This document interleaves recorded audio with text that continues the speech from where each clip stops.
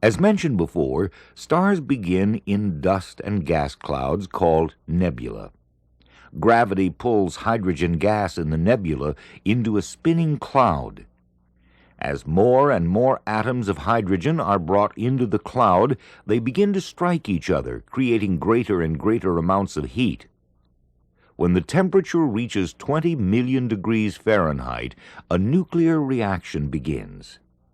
Atoms of hydrogen are fused or joined to form helium atoms.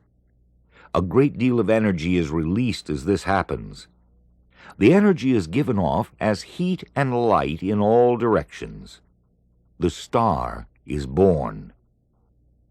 Nuclear fusion is what keeps a star evolving. Our sun has been fusing millions of tons of hydrogen into helium every second for the past 5 billion years, and will continue for another 5 billion. This fusion happens deep in the core of the star, where temperatures and pressure are unbelievable. A more massive star goes through a different death.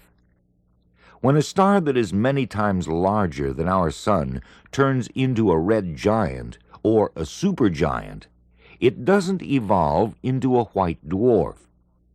Instead, because of its terrific gravity, it fuses the carbon atoms made from fused helium atoms into heavier elements. In other words, the star continues to carry on fusion and produces heavier and heavier elements.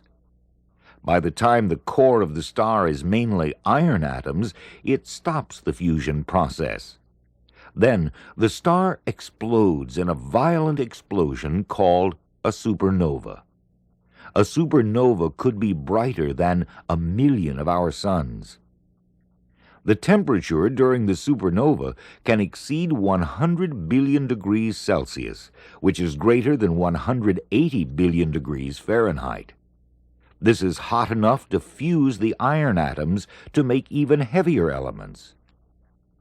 The elements, gases, and dust of the star explode into space to form a new nebula.